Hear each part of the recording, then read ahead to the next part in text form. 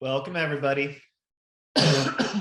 Okay, let's get started with our last stress reset class of this session. I'm James, and I'll be your host and teacher for today. And this is the last integration class for this session. So I'd really love, in fact, this session is going to be dictated by, created by, collaborated with you. So get your fingers ready and start typing. I've got a question in here. In today's session, I'd like to hear about your experience with this work. What have you learned? What have you been practicing? And what do you have questions about? So I'll give you a moment to start diving deep into your own experience and sort of sharing with all of us what has worked for you, what is still vague for you, where we can get some clarity, maybe specific questions, things that we can specifically tackle today, because that's what this session is going to be about. Here in a moment, I'm going to, depending on what happens over here in the chat, we're going to dive into the experience we left off with on Wednesday, and then we're going to tackle some of these questions. And if we're done early today, we're done early today, because that's what this session is.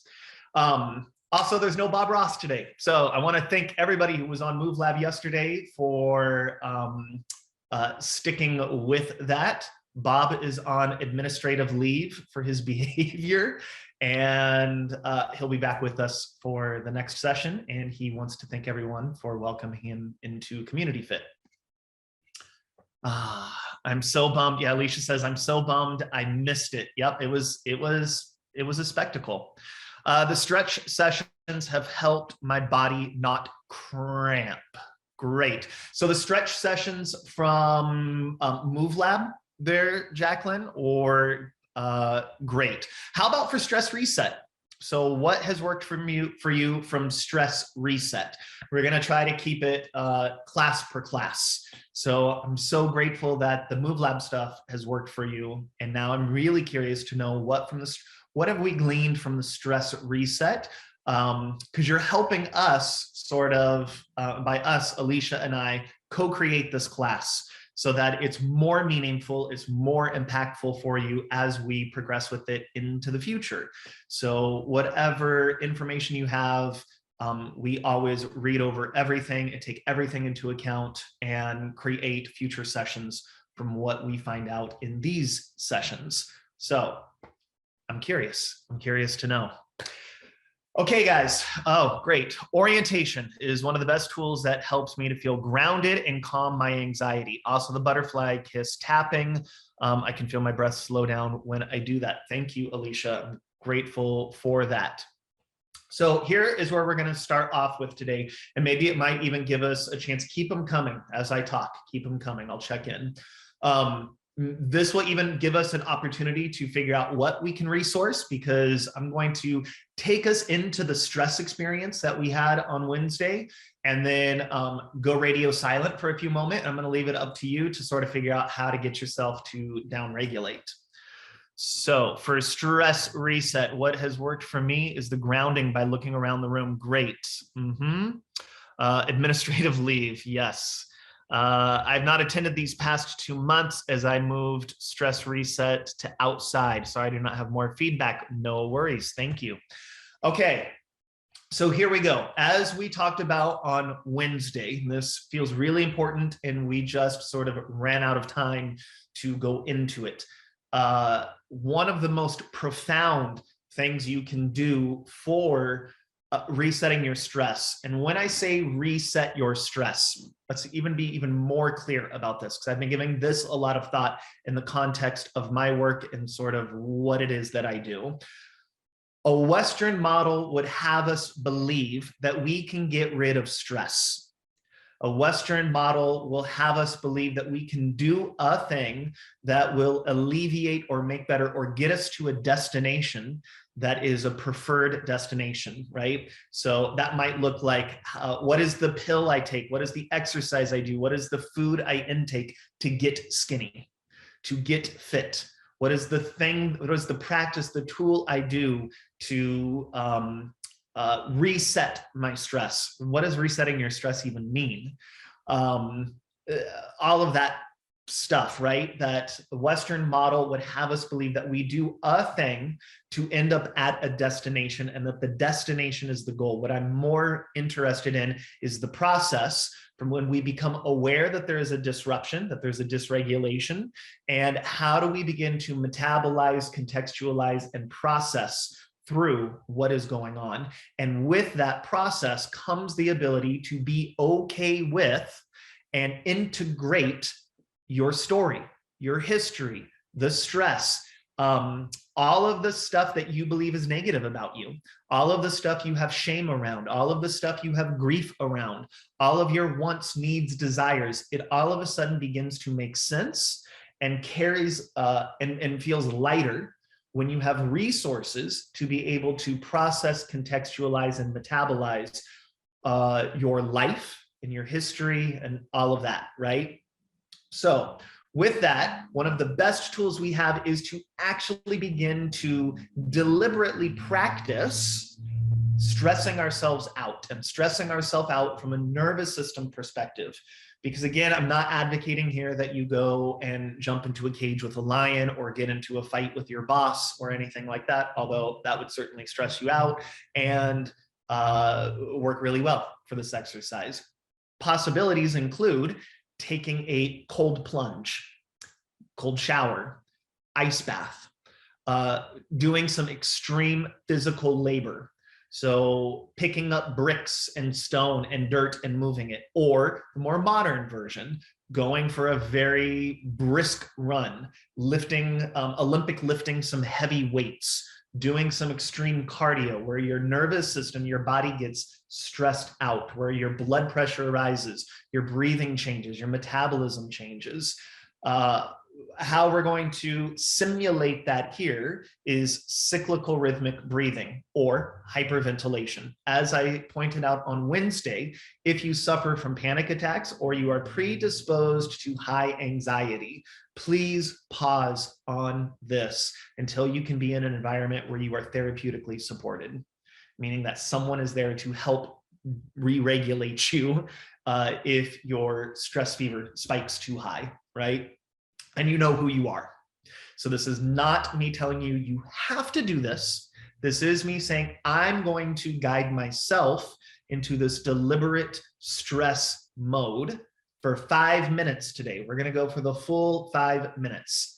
And then afterwards, you can witness me go into some of my calming resources to then begin to regulate that. And it will give us all an opportunity to figure out, what do we actually have in our tool belt? What do you remember from this course? What are you going to take with you? What does it even feel like to be stressed out versus or overly aroused versus re-regulated, right? So the resetting of the stress reflex, what I mean by that is, how do we begin to become okay with the process of being aroused and re-regulated? It's not, oh, now I'm going to reset it and now I'm good, right? We all know better than that. So here we go. I'm going to check in with what we've got right here. The classes keep us exercising. We have a routine schedule that helps us moving. We like the breathing exercises. Great, Stella and Dawn, I appreciate that. Really enjoy Move Lab. Great. I'm sorry, but I don't enjoy Stress Reset as much because I feel it is much more of a lecture rather than a physical. You are correct, Karen. That's exactly what this is. This is an opportunity for us to glean some tools and to figure out what are the things that we take with us in the long run. Remove Lab is certainly that. It's the contextualization of a movement experience. So great that you have that observation about what stress reset is. So here we go. I'm gonna go video silent here. And together we are going to go through our cyclical rhythmic breathing. We are going to go into hyperventilation. Ideally, it will be in through the nose, an inhalation through the nose, and an exhalation through the mouth. And it is going to be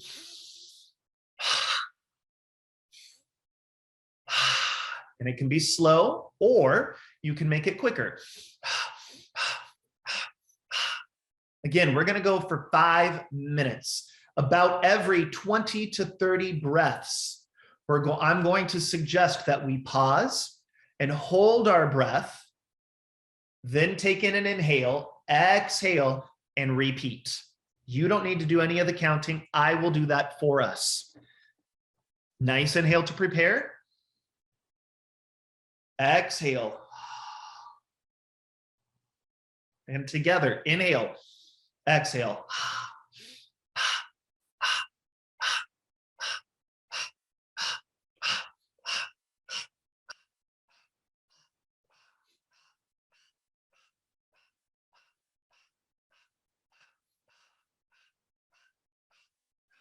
Hold.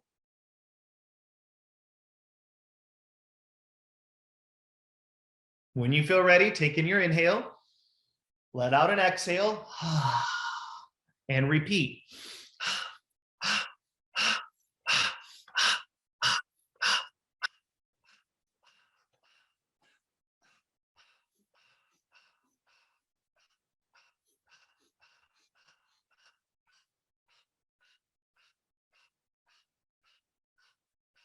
Inhale, pause.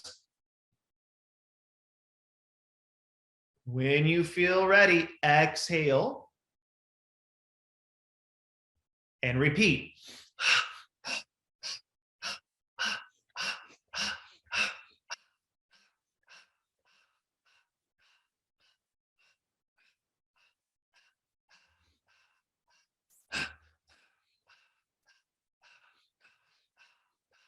Pause. When you feel ready, inhale, exhale, repeat.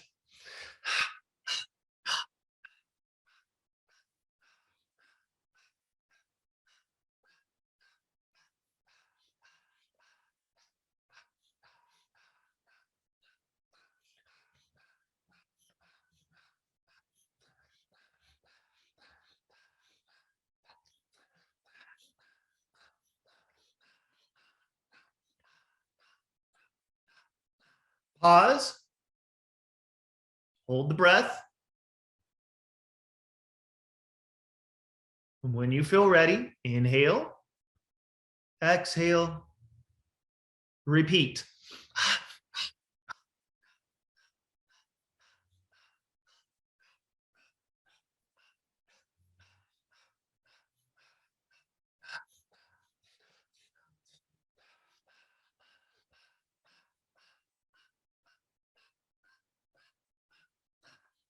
Hold.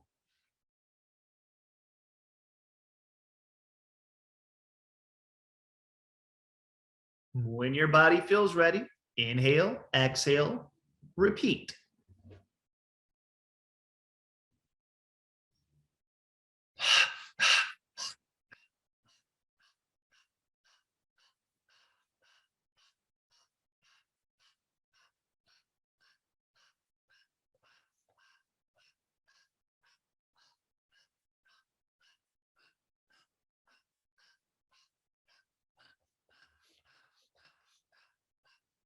Hold. We're almost there, guys. Inhale, exhale, repeat.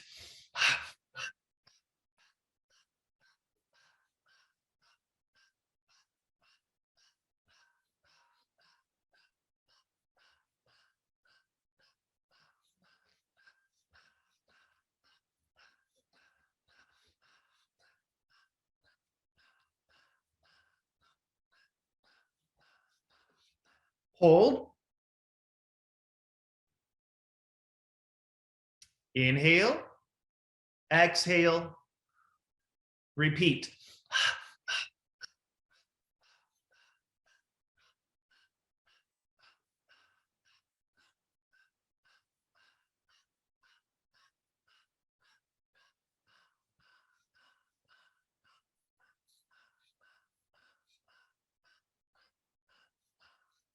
Hold. Inhale, exhale, and relax. From there, I want you to drop into the chat, what is your experience right now? Now that we have done that nervous system arousal exercise, and then we'll talk about it again, why this is important. Some words that come up for me are alert, excited yet calm, great. Alert, I feel buzzy. I feel hyper aware of my surroundings. I feel less embodied right now. That's what I feel. So we have more relaxed. Great. So again, that was a nervous system arousal exercise. We're essentially stressing out the nervous system. Now, again, as I discussed on Wednesday, case study after case study has shown a physiological way of processing your stress is to deliberately stress yourself out. So this cyclical hyperventilation, heart rate is up yet tired, great.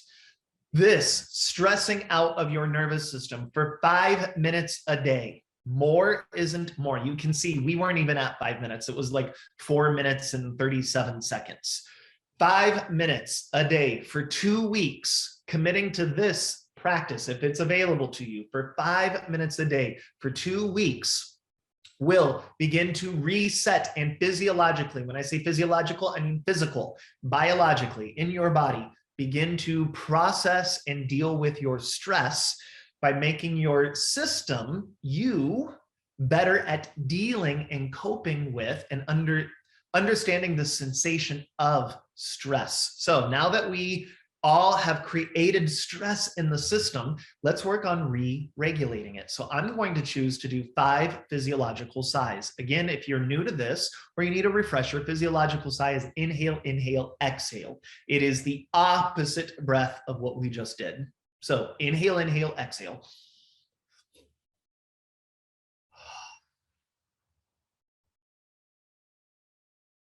Four more.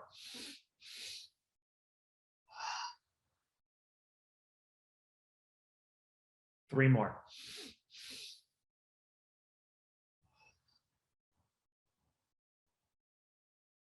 2 more.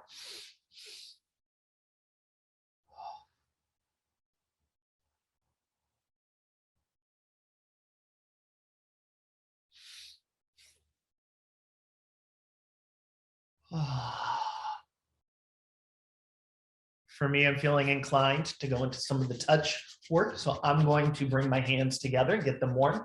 Remember, this is my practice. I have some new people online here with us. I'm inviting you to join along and revisit some of the stuff we've covered. I'm also advocating for, if you know which of the practices, because I'm trusting that you've been practicing the practices over the last 6 weeks, which of the practices work best for you, go into those right now. Right hand, left throat, dragging to middle as I twist. Left hand, right throat. As I do this, I am personally becoming very aware of what I'm sitting on. And I'm imagining that my sits bones get wide, my feet are firmly grounded. Yawn, that's a nervous system signal that I'm physiologically processing some stress. A little jaw massage here.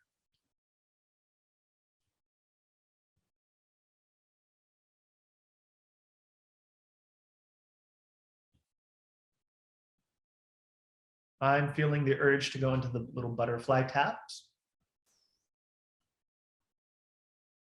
And I'm going to be here for just a little while longer. While I'm doing this, I'm going to go into some orientation, which seems like a lot of people are really enjoying the orientation practice. Orientation, again, for the new folks, is just looking around your room, noticing what's in the room from an objective perspective, which may sound like plant, door, window, floor, equipment, mirror, window, art, light. Just noticing what's in the room. Versus subjective noticing, which is like plant that needs watered, dusty fan.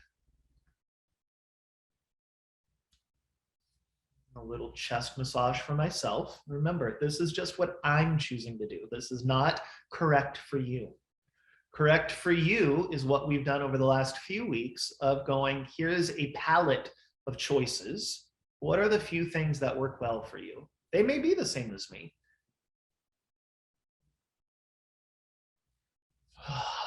Breathing shift again, and I'm feeling the urge to let my posture shift. All signals that, oh, James is ramped up from the breathing exercise, from the arousal exercise, and now he's re-regulating down. I'm going to go into some of my seaweed spine.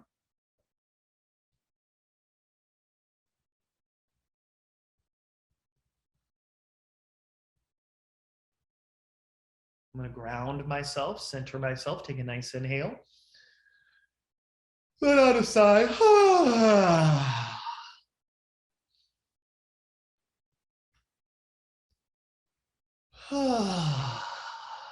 Might even want to go into some humming or buzzing sounds.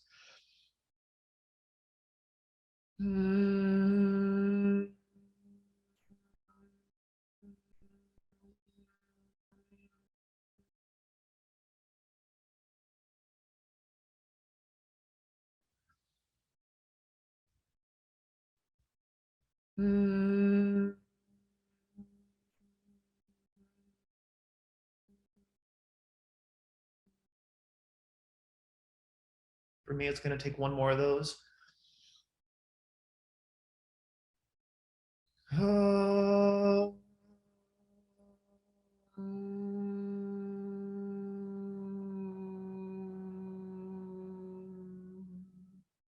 shaking.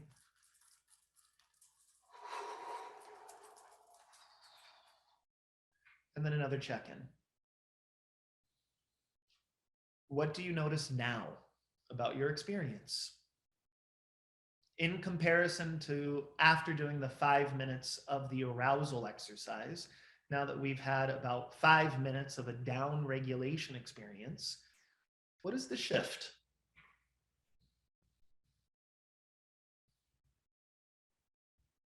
I feel good and alert. There's tingling in the body.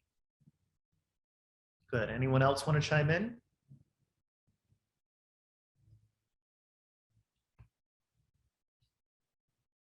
More solid in my chair. Perfect. So if I'm going to reframe all of that, I would say something along the lines of, I feel more embodied or in my body. I feel more present in my space. And I am more aware, total. Now, neither one, it's not, the first experience is not worse nor better. This experience is not worse nor better. I do like the butterfly, very rhythmic. Great, thanks, Dan. Both of them, neither one is good nor bad. They have their place. So what I'm saying, the goal of stress reset is not to get rid of stress. Surprise! It is to understand and contextualize what it is you're feeling. Otherwise, we end up running away from our own aliveness. We think, oh, this thing I'm feeling is not appropriate, right? Where if I said, okay, everybody, you are about to go on stage and I'm going to bring you on camera right now and you're going to teach something. I need you to teach something right now. I guarantee at least some, if not many people's stomachs just dropped and there was butterflies in the stomach and there was some sort of arousal, because that feels very public speaking, and especially being asked to do something new is considered a threat to the nervous system. So in that vein, in that moment, the butterflies, the tingly is serving a purpose. And to understand that that feeling of stress is not a bad thing. It's not something to run from, or it's not something to dislike. It's serving a purpose. Its purpose is to keep you alert and in a survival mode and aware and ready to pounce. But if I want to go and have a dinner with a friend, I don't want to be in that mode. If I want to fall asleep at night, I don't want to be in that mode. But the mode I want to be in order to fall asleep is not the mode, is not the nervous system state I want to be in to give the meeting on a Monday morning. See what I'm saying? We hear a lot about this in like first responders, right? If I'm a cop, if I'm a fireman, if I am a medic, I need that alertness. I need to be a nervous system aroused because my job requires it. But I also need, when I go home, to be able to down regulate. And it seems really logical in that moment. But every single person on here is having that experience because of the aquarium we're swimming in right now. 2020, COVID, social justice, work, fires, holiday season, all of this stuff, not to mention whatever you are personally going through professionally and personally. And the ability to go, this is where my nervous system is right now versus where I need or want it to be. And what are the tools to help me adjust the dials on my own nervous system so that I am more appropriate to the experience in front of me, so that I'm more able to slide into effortlessly the present moment, right? So it is not about getting rid of stress. It's about understanding and contextualizing it, because stress is just a colloquial word we use to talk about the state our nervous system is in, right? It's not even a real thing. It's a nervous system signaling to us. So I wanted to just have that experience today to go, oh, this is what hyperarousal feels like. This is what downregulation feels like. And those of you who were able to discern and create language around what do I feel here? What do I feel here? Have a super consciousness now about an understanding of what the nervous system is capable of, which means you now have access to your resources. If you're like, I don't know that, if you had that experience where you're like, I can't quite discern it, I don't have words, it's not that it's improper, it's that you need more study there. There's more to sort of suss out and get curious about. And that hyperarousal and the downregulation tools may be beneficial for you, because if you have that important meeting, maybe some cyclical breathing and some fast shaking are the things that are going to allow you to show up better in the moment. As was stated, first week of the stress reset, this is not about zoning out. We spent a lot of time downregulating over these past 6 weeks, but that's not what this is about. This is about resetting your stress to feel more stressed when you need to, and being able to turn the volume down when you want to go to rest at night. Make sense?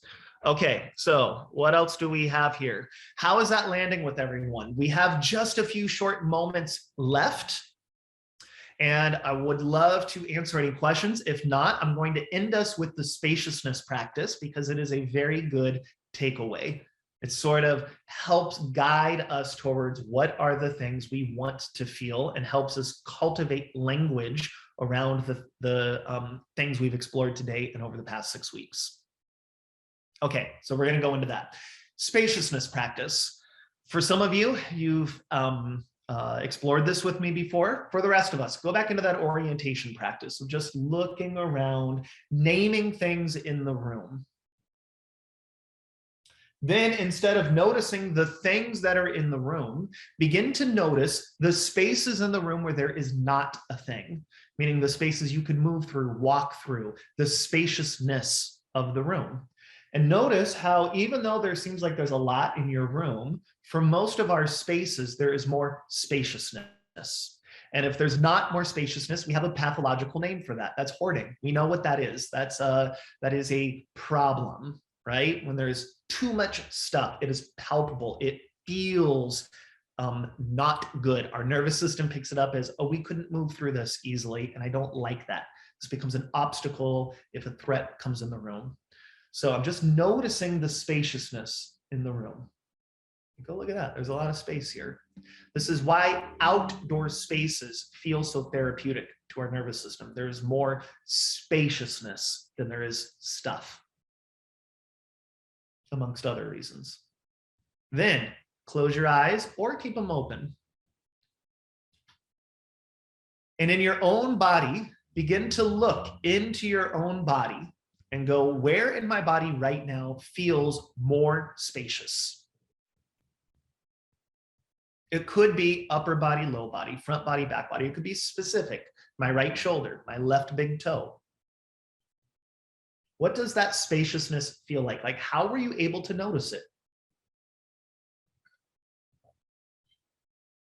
What words might you create around the sensation or the experience of spaciousness?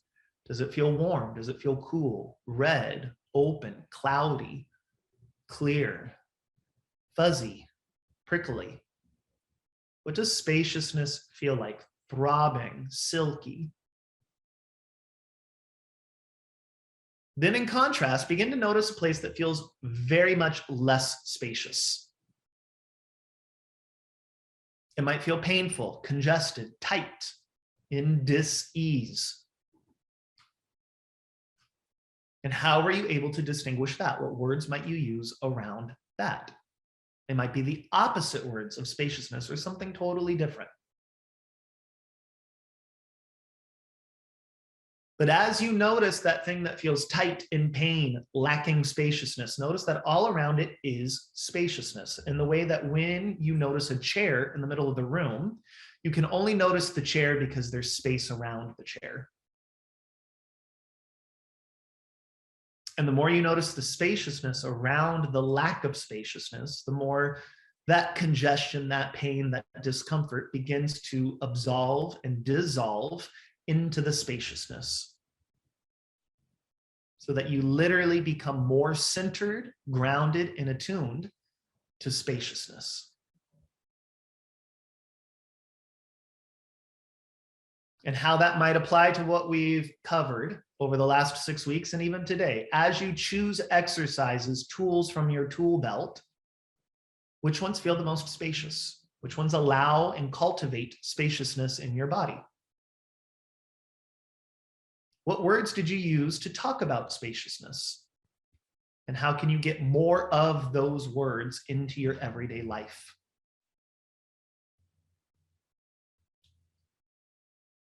And what words did you use to talk about lacking of spaciousness? And when you meet those words, those sensations in the world, now you know what that feels like. And it's not as confrontational because you've started to build a relationship with that too. So thank you so much. And I will stick around for some questions. And I don't know if Alicia or Raymond have anything to share today, but we will be back in January. And Alicia has all of the, so you have the YouTube channel available right there. And we'll go forward with that. One question we have here: is it odd that stress reset is causing me to constantly yawn? No, as I said when I was going through it, a change in how you breathe, specifically yawning, is the physical representation that we have shifted something physiologically in your body. So, you know, that idea of physically moving stress through your body, congratulations, Karen. Here we go. That is physically moving stress through your body. Yep. Great. Thank you so much. Yes, I just plugged in the YouTube link for our recorded sessions. That's not this series that we just finished. We're hoping those will be up in the next few weeks.